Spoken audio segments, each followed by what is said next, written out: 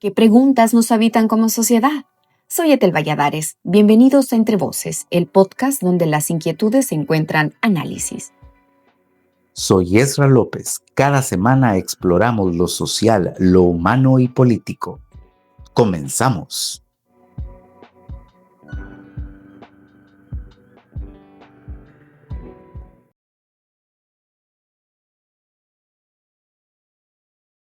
Nosotros sobre el reloj biológico versus la realidad, decidir cuándo ser madre, principalmente para los interesados en el tema de la maternidad, cuando... Hola, Samu. Hola, Sami. Hola. Doctor, ¿cómo estamos? Hola. Mucho gusto, gracias por la invitación. Qué lindo, Ezra. Súper. Finalmente vamos a comenzar entonces a todos. Doctor, vamos a... Si tú haces la cuenta. Vamos a hacer la cuenta, vamos a comenzar esta plática ya finalmente con ustedes. Esto es en 5, 4, 3, 2. Entre voces, preguntas que nos habitan. Bienvenidos a su plática semanal. Son 3 las pláticas que hacemos. Como les comentaba anteriormente, mi co-host, Ezra López. Este es una conversación para responder todas las dudas que nos habitan. Ya llevamos 6 episodios de la segunda temporada, los pueden ver completos ya en nuestro canal de YouTube, Entre Voces Podcast. Y pues este también va a estar a partir de mañana ya disponible. Le doy la bienvenida al ginecólogo y obstetra, el doctor Samuel Lagos. El tema de hoy para esta plática, incluyense todos con dudas y con comentarios, es el reloj biológico versus la realidad y decidir cuándo ser madre. Ezra, para que hablemos de este tema, hay mucha tensión, la temática es muy compleja, biología, mi edad, la presión cultural, el tema de la realidad de la mujer millennial, metas, sueños, pesa mucho sobre esa balanza, pero me gustaría que nos des una biografía del doctor aquí presente para que la gente conozca quién es y por supuesto su recorrido y experiencia. Bueno, como decía, te lo vamos a abordar un tema súper interesante y es este tema del reloj biológico. ¿Qué dice la medicina y qué hay en el camino sobre este tema? Sobre todo cuando se es mujer y estás entre los 35 y los 40 años, que es una edad crítica en ese proceso. Y para hablar de ese tema justamente, pues nos acompaña el doctor Samuel Lagos, quien es médico y ginecólogo obstetra hondureño, se graduó en la Universidad Nacional Autónoma de Honduras y pues tiene esa especialidad en ginecología a sus 33 años, súper joven, pero con una larga experiencia.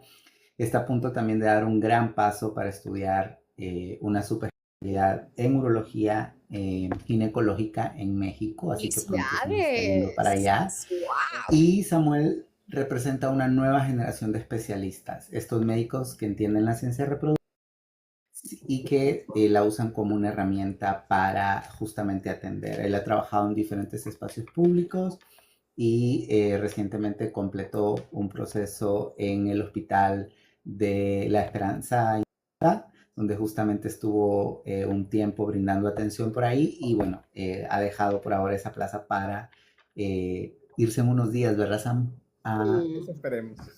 Eso esperamos.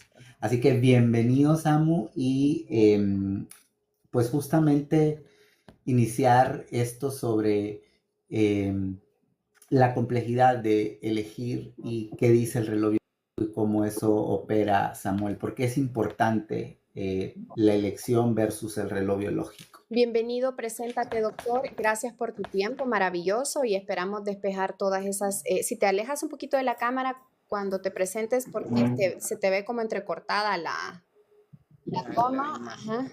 Entonces, no, te vemos nada más el lado de la camisa. Camisa. Ahí está el rostro de nuestro doctor.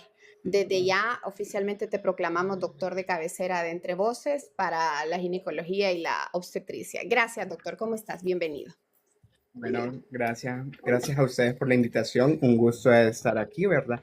Y especialmente para hablar de un tema que es bastante interesante y que ser por el día de hoy ya no es un tema que solo se conversa entre un hospital, sino que es un tema que se discute en un café, en una oficina, en una reunión familiar.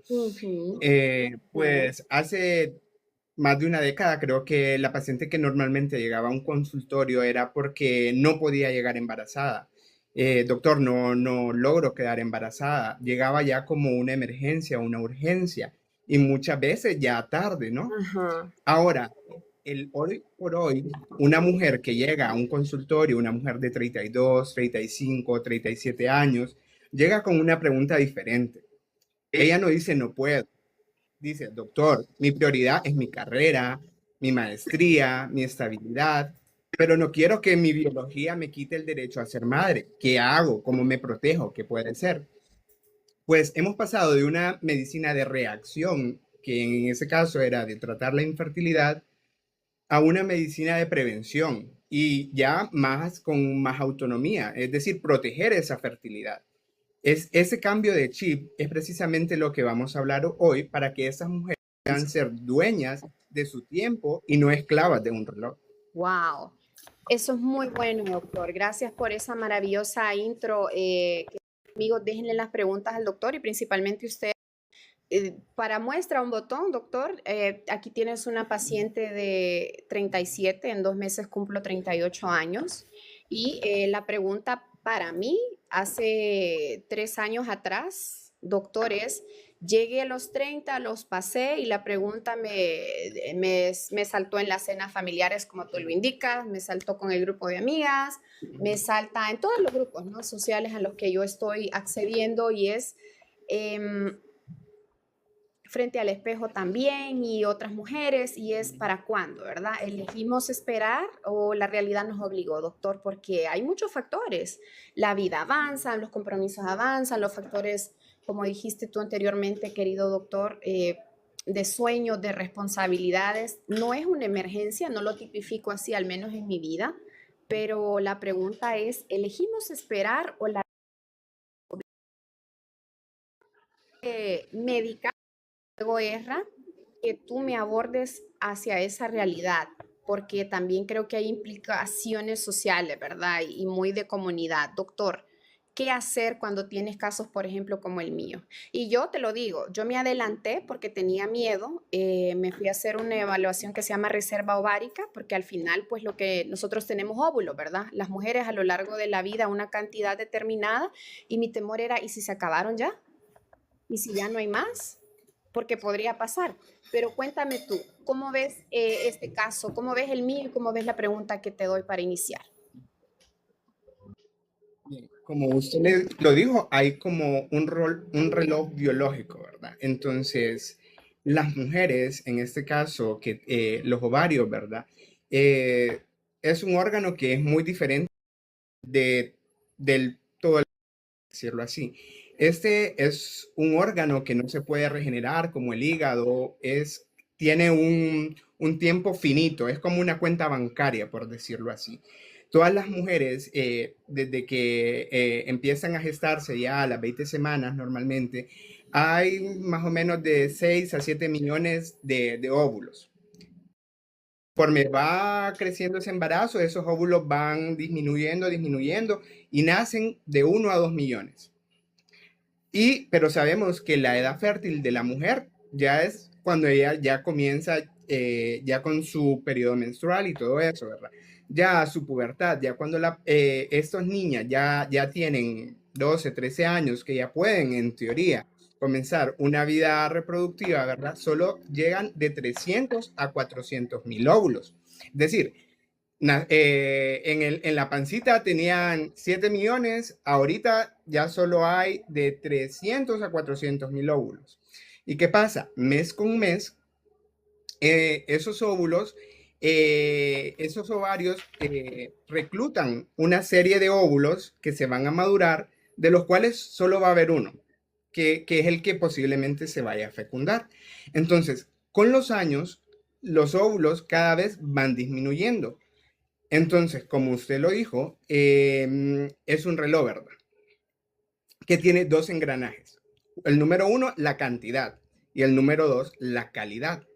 Entonces, ¿cuántos me quedan? Como usted bien lo dijo, hay actualmente tenemos estudios que anteriormente no existían, que se llama la hormona antimülleriana. Esa nos va a dar la reserva ovárica junto con un ultrasonido para ver los folículos que se tienen en el ovario. Que lo ideal es que estén de 6 a 10, que sería lo normal. Menor de 6 es un recuento bajo, y en la hormona antimülleriana. Entonces, si todo está normal, bueno, tiene una buena reserva ovárica. Pero como en su caso, bueno, ya tengo 30 años, ¿qué hago? Pues se ha visto que ya a partir de los 35, ya esa reserva ovárica comienza a disminuir tanto la cantidad y la calidad de esos óvulos. Porque no es lo mismo un óvulo que está a los 25 años que uno que se tiene a los 35. ¿Por qué? Porque ese óvulo ha estado con usted los 35 años. Recordemos que estos óvulos no se regeneran, no se pueden crear nuevos, son con los que usted nació. Entonces, eso han estado expuestos a la radiación, al tabaquismo, si usted fuma, al alcohol se ha tenido. Entonces, toda la parte genética que tiene esos óvulos también va cambiando o se va alterando. Entonces, ya de los 30 a los 35 me dice una reserva ovárica, está bien. Entonces, bueno, en teoría, si la paciente dice, no quiero tener hijos, puede seguir igual, ¿verdad? Pero si ella dice, bueno, ahorita estoy enfocada en mi carrera, me falta mi maestría, quiero un trabajo, quiero tener estabilidad para darle una buena educación a mi hijo, bueno, ¿y qué va a pasar después? Entonces, llegan en la actualidad herramientas como es la criopreservación, es decir, bueno, voy a agarrar de 10 a 15 de mis óvulos y los voy a congelar, por decirlo así, y los voy a tener ahí por si más adelante después no puedo quedar embarazada, los voy a utilizar para poder embarazarme. Entonces, como un seguro que nosotros compramos por si acaso, es como un seguro de autos. Nosotros manejamos no con el fin de accidentarnos, pero tenemos el seguro de autos por seguridad, por decirlo así. Gracias. Entonces, Gracias, continúa. listo.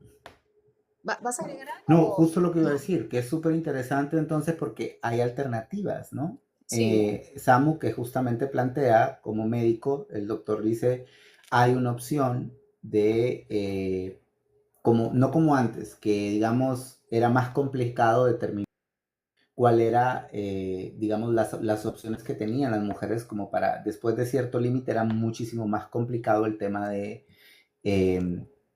pues digamos, de definir a cierta edad quedar embarazada. Y esto pasaba por algo que Samuel dijo de manera muy concreta.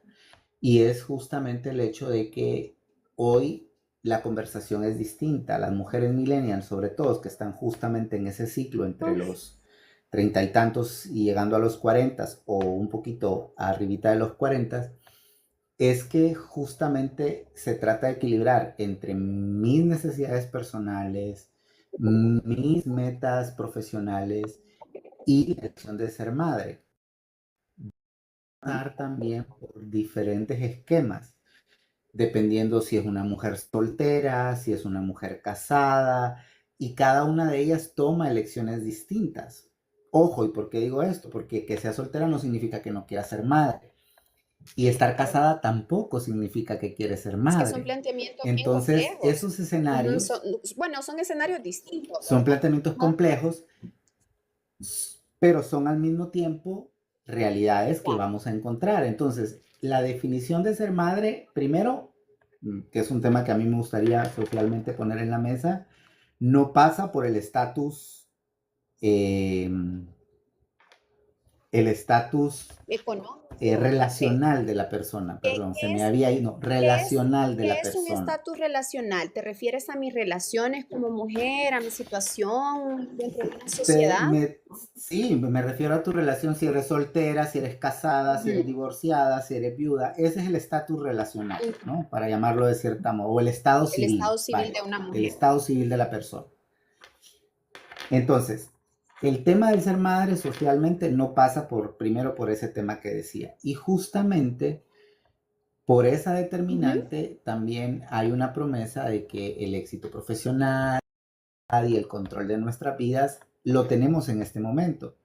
Pero también es cierto que hay otros elementos en la mesa, ¿no? Porque la generación millennial somos una bisagra, ¿no? Tenemos otra cosmosis, estamos en otro momento Ujú. histórico. Por ejemplo, las mujeres han logrado una participación histórica del 77.5% en el mundo laboral. Es cierto que sigue teniendo las mismas reglas del pasado en ciertos temas, ¿no? Trabajar como si no tuviéramos vida privada y te obliga o el sistema te orilla a criar hijos como que no trabajaras. Y tienes que hacer un equilibrio entre esas dos cosas. Entonces al final, y justo lo que quiero plantear aquí es que esa es una dualidad crítica, ¿no? Y lo que justo el doctor acaba de decir es que hay alternativas. Eh, y justamente cómo eso, esas alternativas se convierten en una solución para esa carga de expectativas versus del cuerpo. Y cómo especialistas a tiempo es Claro. lo que justamente también calma las ansiedades o plantea las realidades. Y quizás aquí va una pregunta justo para Samu en ese sentido. ¿Por qué es importante para las mujeres no solo el hecho de visitar a su Ujú. ginecólogo con frecuencia, es decir, cada cierto tiempo, por el cuidado ginecológico requerido, sino también porque eso es determinante para poder conocer su estatus respecto al hecho de en qué situación está referente a las condiciones para ser o no ser madre? Doctor, contéstanos ese interrogante. Sí, bien. Idealmente, como dijo Esdras, generalmente una mujer debería de tener su chequeo ginecológico menstruales, ¿verdad? Ujú. Y no solo porque esté embarazada o porque tenga una infección, sino como llevar como un control preconcepcional. Es como, doctor, quiero que salir embarazada o como planificarlo, por decirlo así. Bueno, tengo 30 años, no quiero salir embarazada ahorita, quiero terminar mi carrera, quiero trabajar, quiero viajar. ¿Qué hago?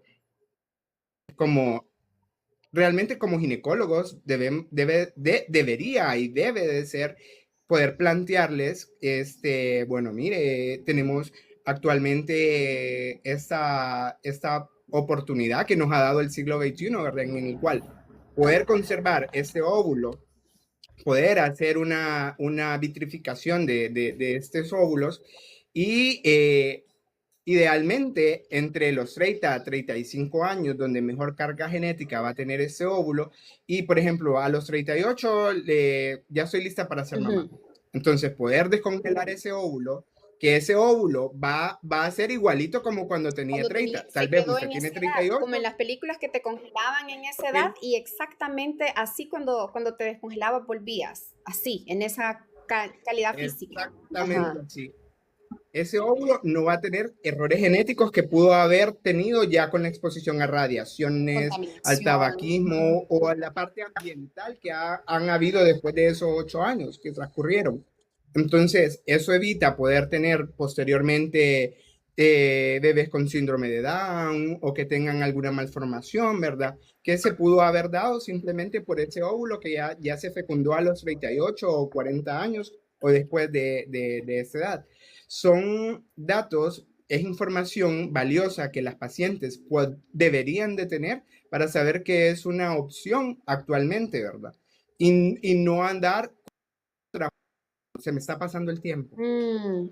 sino saber que hay una opción posterior. Mira, te voy a preguntar entonces mi caso porque pues yo hablo de lo que yo conozco, ¿verdad? Y en este caso pues soy yo y mi situación. Una paciente de 38 años, yo no tomé la decisión de congelar óvulos a edad temprana, ¿verdad? Que lo indicado hubiera sido que tal vez como tú lo detallas, doctor, entre los 30 y 35, tal vez por lo que decías, ¿no? Menos contaminación. Bueno, te doy mi caso. Yo no, ¿qué te digo? No fumo, de repente de vez en cuando, muy ocasional, alcohol. trato de hacer ejercicio, trato de que mi dieta sea saludable, pero, o sea, tú recomiendas que mujeres, por ejemplo, como yo, que todavía no la tenemos segura de si sí queremos ser madre o no, congelemos óvulos.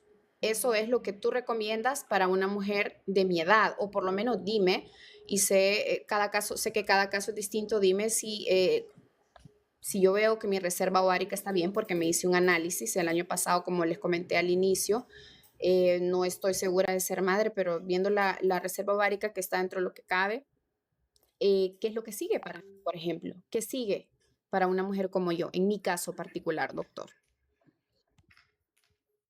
Como usted dice, usted todavía no lo tiene claro si ser o no ser madre. Entonces, el punto está que como humanos podemos cambiar de opinión de hoy a la mañana. Puede haber algo diferente que cambió de acá a 3 años, una nueva pareja, una realización personal, algo que diga, hoy sí quiero ser mamá.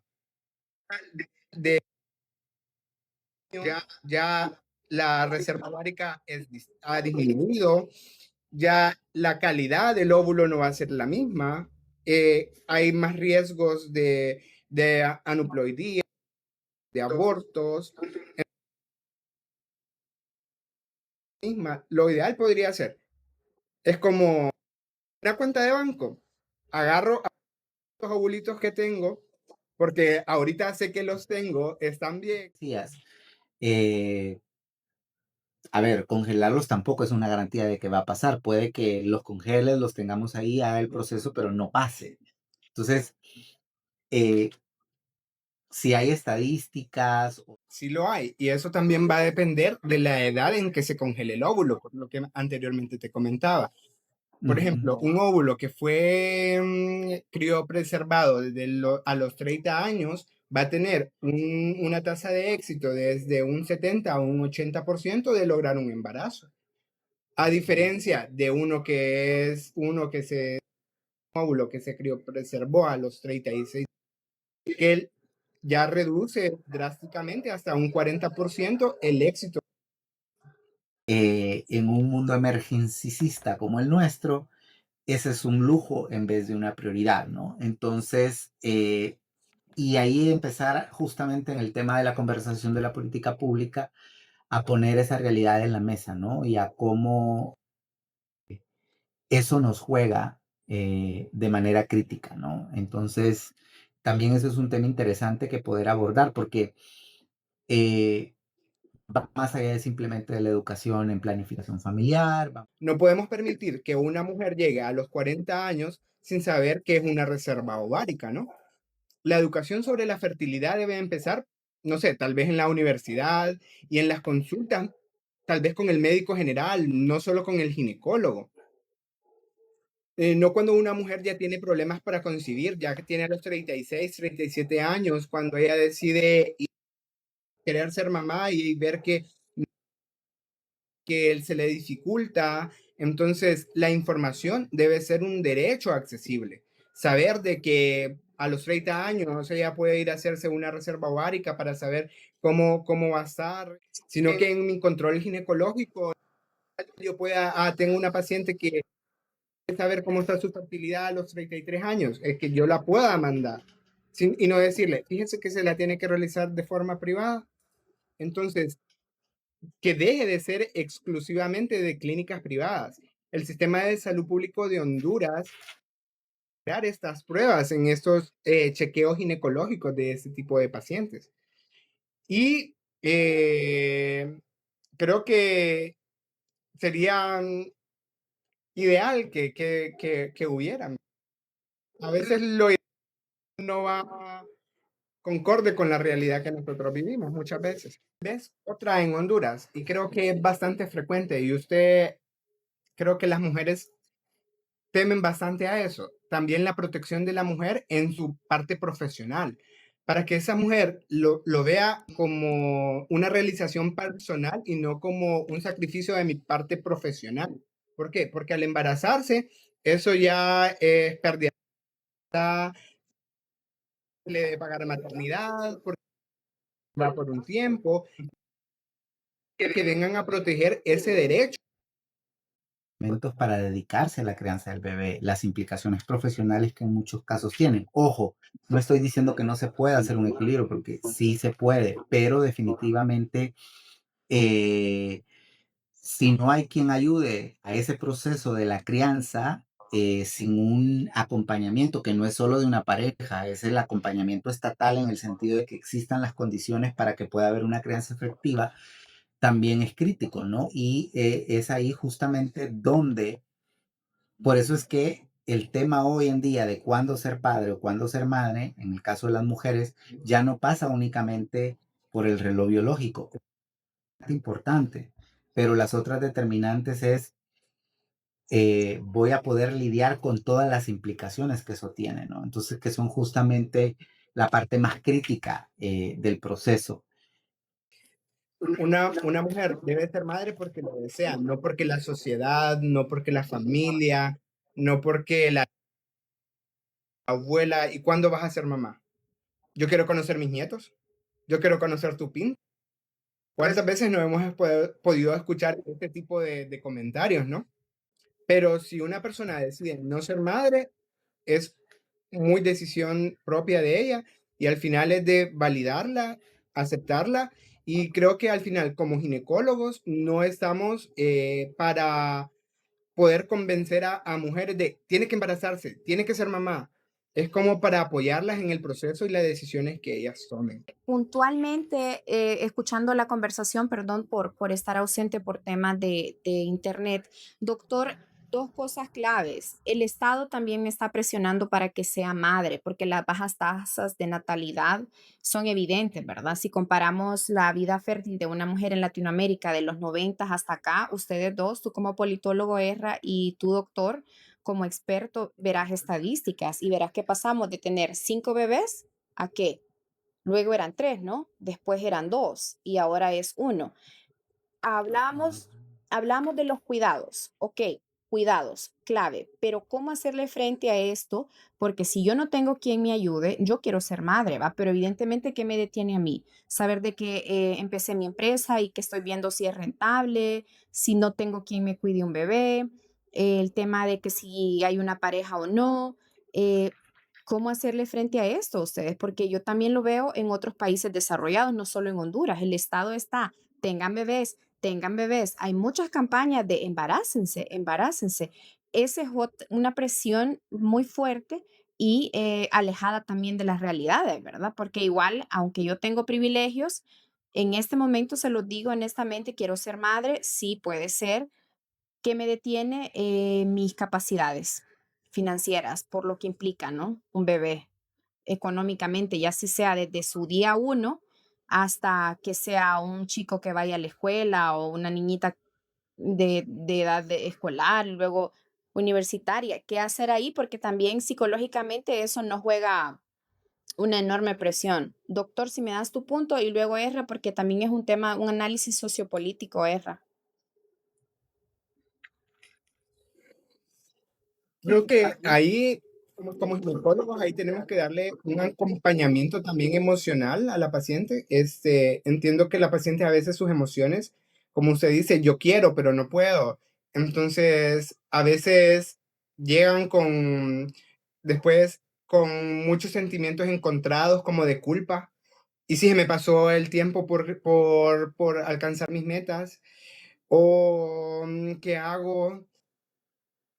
Al final, creo que en la consulta es como anteriormente lo comentábamos, es como comentarlo, ver qué opciones tenemos y ofrecerle a la paciente alguna alternativa y en todo caso decidir en qué momento le es más factible la maternidad y darle un acompañamiento para que al final, ¿verdad? Pueda cumplir también su deseo de ser madre, realizarse en esa esfera de la vida y tenga un buen término, tanto para su bebé como para la madre, ¿no? Súper, esto es necesario. Doctor, puntualmente, fíjate que alguien me estaba escribiendo al celular y me decía, ¿qué pasa, por ejemplo, cuando se ha intentado embarazos en mujeres o las que quieren, pero tienen diagnósticos como el ovario poliquístico, que tú sabes es bien frecuente. En una mujer es uno de los padecimientos más inmediatos. ¿Qué pasa con una mujer que quiere ser madre, pero o tiene otros padecimientos, el ovario poliquístico que aparece muy frecuente, endometriosis y este tipo de padecimientos cuando ya nos han acompañado en nuestra edad temprana, doctor, pero tenemos 30 y tanto y seguimos padeciéndolo? Bueno, hay excepción a veces una errónea en que por tener síndrome de ovario poliquístico es que no me puedo embarazar. Ujú. Y uno lo ve bastante en la práctica. Ay, me quedé embarazada y pues, me habían dicho que tenía síndrome de ovario poliquístico y por eso no planificaba y no quería un bebé. Entonces, lo ideal es poder ir al médico, poder hacer una revisión. Síndrome puede estar acompañado de varias cosas que impiden de que la paciente pueda quedar embarazada. Por ejemplo, una resistencia a la insulina, que pueda tener trastornos tiroideos. Entonces, lo ideal es poder ver a la paciente, revisarla, mandarle sus exámenes, verla integralmente para saber cuál es la causa de la cual ella no está pudiendo tener un embarazo. En el caso de que la paciente tenga hiperglicemia, que tenga resistencia a la insulina o algo, entonces tratamos esta resistencia a la insulina. Esta resistencia a la insulina mejora la función ovárica y esto hace que la paciente pueda quedar embarazada.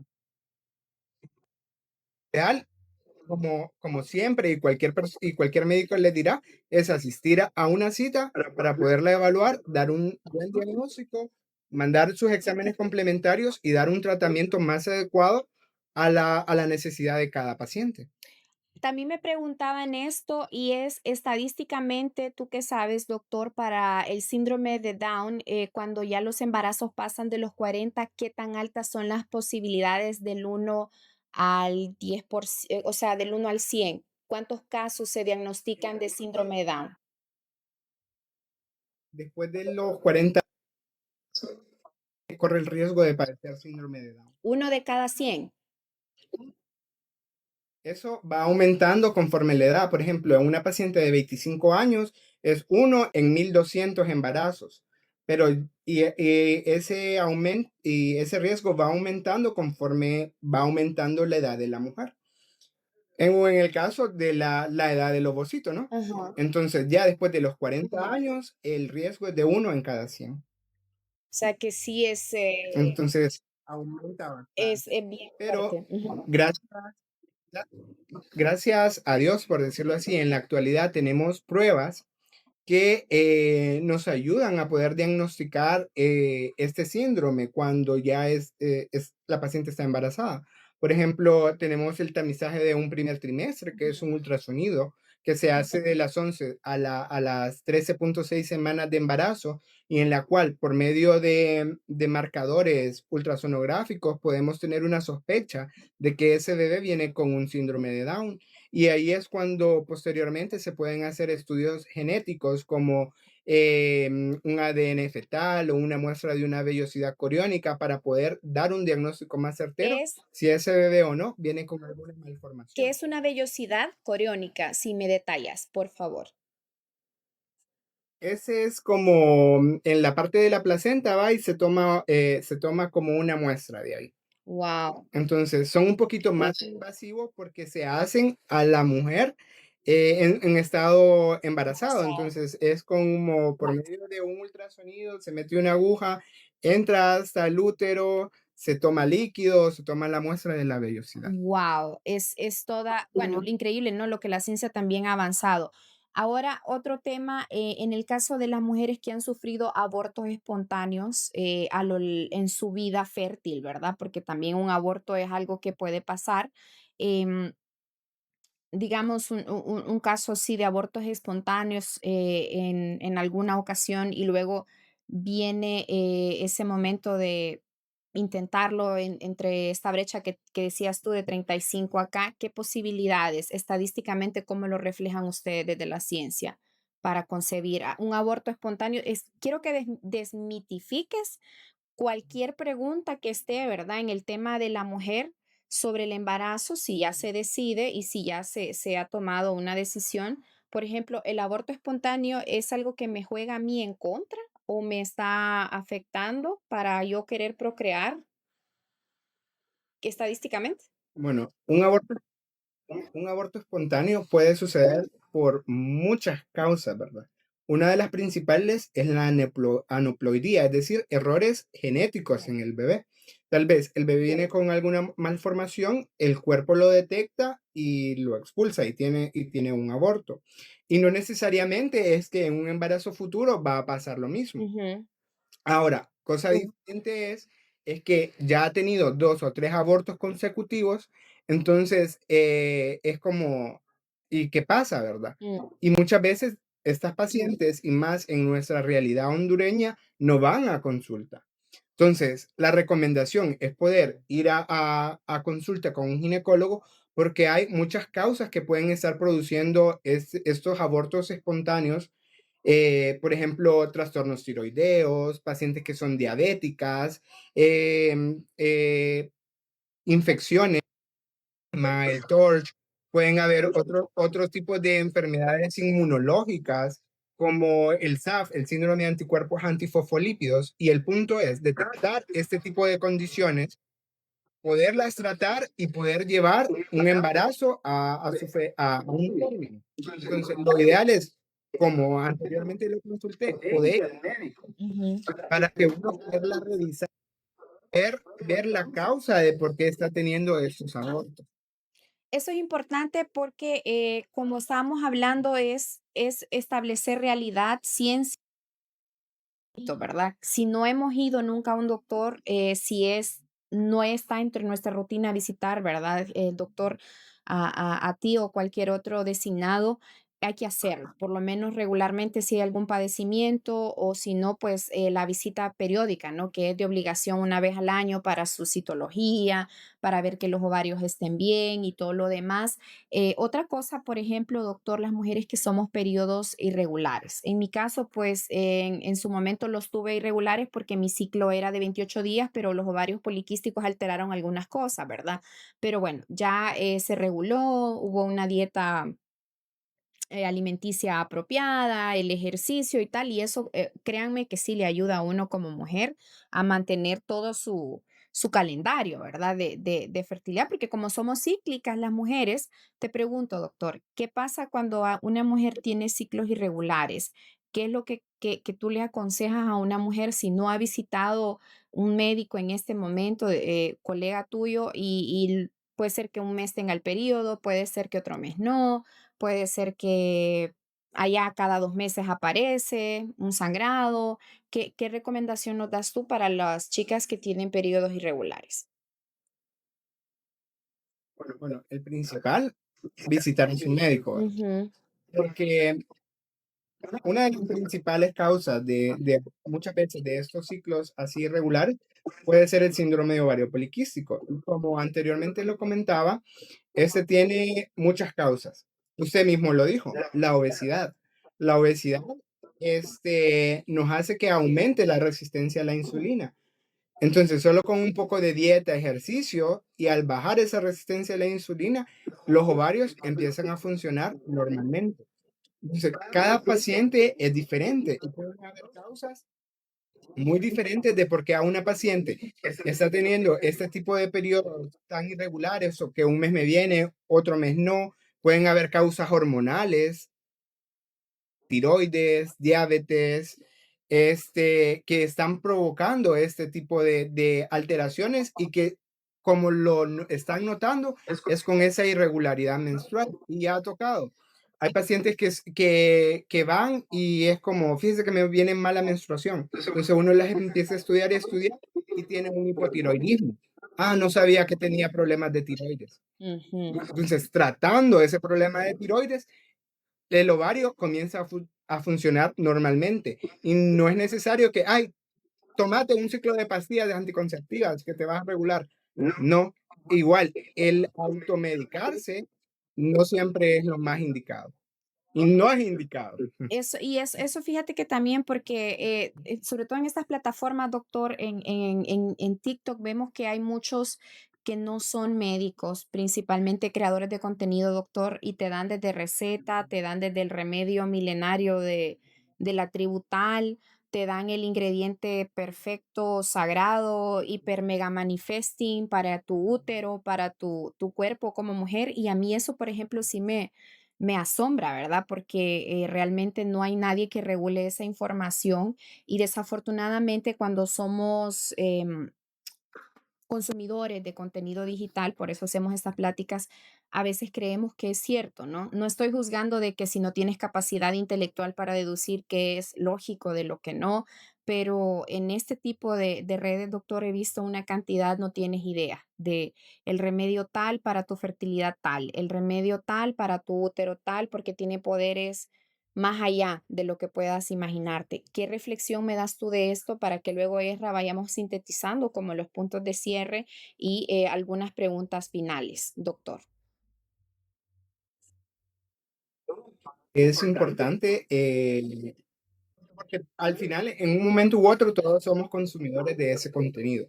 Uno que podamos descifrar y discernir de contenido estamos consumiendo y felicitarlos por este tipo de espacios que están abriendo, de que están llevando personas que conocen la materia, que van a hablar con propiedad para poder dar este tipo de conocimiento a las personas y realmente orientarlas si tienen algún tipo de duda.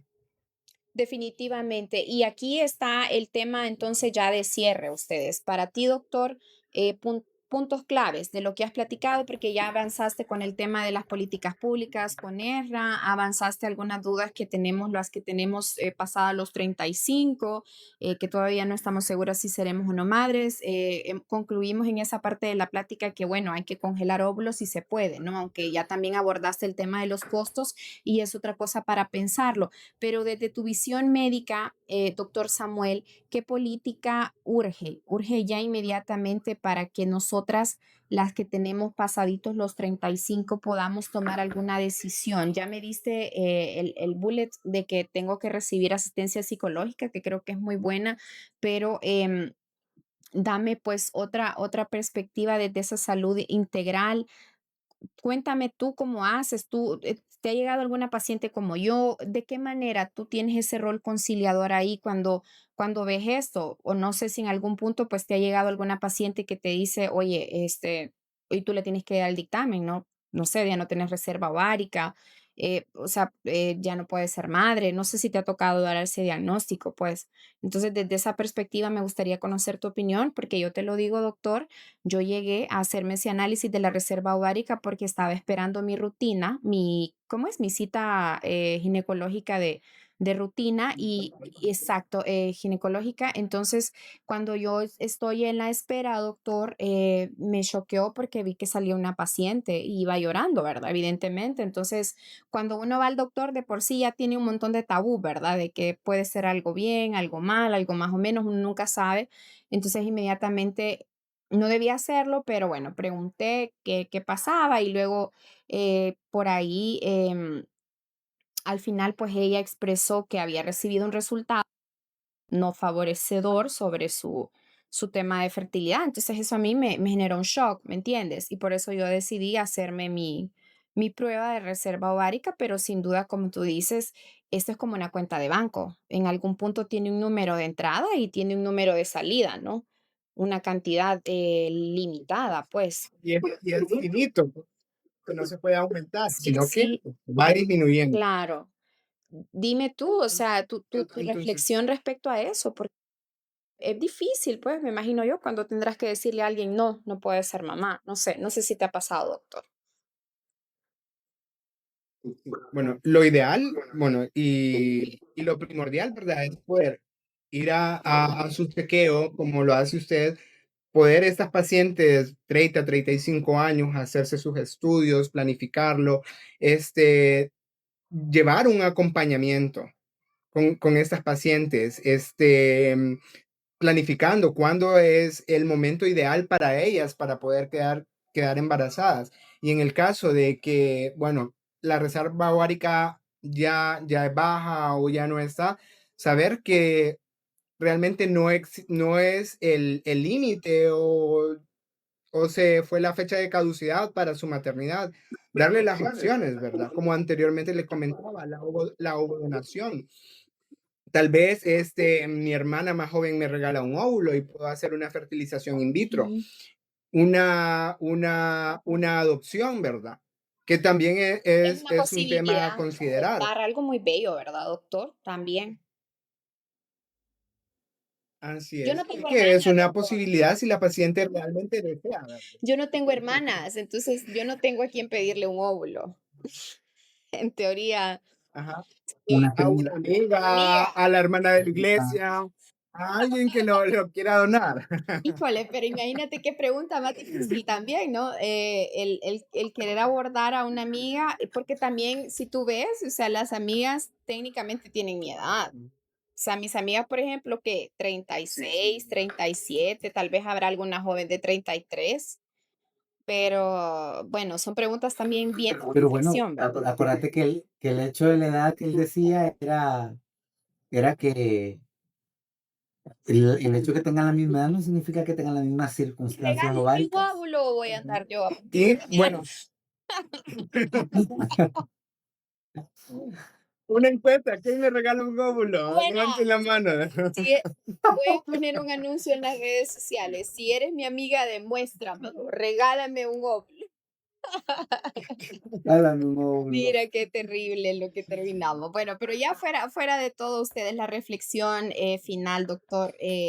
Vamos a hacerte un jueguito de ping claro a la gente que se ha conectado. Gracias por tu tiempo, doctor Samuel. Éxitos en México y todo lo que vayas a estudiar y avance un poco más la ciencia, ¿verdad? Para que puedas traernos todo eso. Has recibido mucho cariño hoy. ¡Wow! Ha sido el día de más diamantes. Tenemos 106 diamantes. Así que muchísimas gracias para este doctor popular que le ha generado mucho la atención a todos y pues estás en 1500 likes. Así que gracias, doctor, por eso.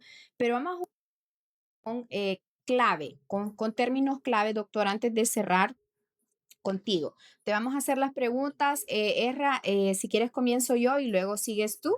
Em, te voy a preguntar sobre esto. Cerremos este tema ya. Contéstame esta pregunta. ¿Congelar óvulos garantiza embarazo, doctor? Es una probabilidad, no una garantía. Bien, El mayor mito del reloj biológico. Que a los 35 años se apaga de golpe. Una mentira. bien. Ahora, ¿el mejor consejo para una mujer de 35 o 38 hoy, doctor? Que debe de informarse, ir a una consulta y poder así decidir sin miedo y decidir en paz. Perfecto. Entonces creo que con esos tres quitamos cualquier duda, quitamos cualquier comentario equivocado o con información falsa. Eh, Acordamos de que un estado ausente afecta y esto posterga maternidades. La ciencia como aliada también ofrece herramientas, ¿verdad? Que es lo más bueno. Esperamos que tú en México puedas descubrir nuevas cosas. Y bueno, agencia, decidir cuándo sí o no. En todo caso, el consejo, ¿verdad, doctor? Es tomar esto bien en serio, porque gestar una vida, tú lo puedes explicar más que yo, no debe ser un tema fácil, ¿verdad? Son 9 meses en un vientre, hay cambios físicos, hormonales para siempre, ¿no? En el cuerpo de una mujer. Así es. Y para eso estamos nosotros los ginecólogos, para darle un acompañamiento, darle una buena atención para que al final la madre como el bebé puedan estar juntos, felices y lo más sano posible. ¿Dónde están tus redes sociales? No te digo consulta porque no, me imagino que como ya te vas, pues ya no darás consulta aquí. Cuando vuelvas, doctor. Tus redes sociales, doctor. Ahí hacemos otra. Sí, sí. Bueno, no sé, lo uso Instagram. Ahí estás como doctor Uso Samuel. Rivera Or y cualquier cosa está bien. Perfecto. Ok, bueno, te deseamos lo mejor en México, que tengas una productiva estadía allá. Cuídate mucho y que la ciencia siempre te acompañe y seguir investigando. Erra, querido, ¿quieres agregar algo más? Dile lo del Estado, por favor, que no me estrese. No, Que no es haga- mi culpa si no hay más niños en este haga- país. Yo creo que nuestra preocupación, Ethel, en este momento Ajá. no es esa, Los bebés. sinceramente. Honduras en este momento no está pasando por lo que Europa, pero sí es un tema importante. Al final, el hecho de ser madre es un tema complejo, supongo, y es siempre una determinante que debe hacerse de manera orientada, sobre todo para aquellas que están entrando en los 30 o están en los 30 y tantos y tienen que tomar una decisión. Pero no, agradecerle mucho a Samuel justamente por ayudarnos a desmitificar esto y justamente para que las mujeres vean sus opciones y las conozcan, ¿no? Entonces, agradecerles e invitarles a que nos sigan y que nos acompañen en nuestros episodios. Ya los pueden ver en YouTube y mucha suerte a Samuel en México. Seguro le va a ir súper bien y va a venir con nuevas ideas, nuevas técnicas y nuevas estrategias para abordar y tratar a las mujeres desde esta perspectiva de la ginecología con otras miradas y otras visiones que es importante. Sí, todo. Así que gracias. Gracias. Éxito. Gracias y a la orden. Hasta luego. Hasta luego. Esto es Entre Voces, donde las preguntas que nos habitan encuentran voces que las piensan. Nos vemos pronto. ¿Qué te dejó este episodio? Queremos leerte en los comentarios. Y si este espacio te suma, suscríbete. Cada semana traemos nuevas conversaciones.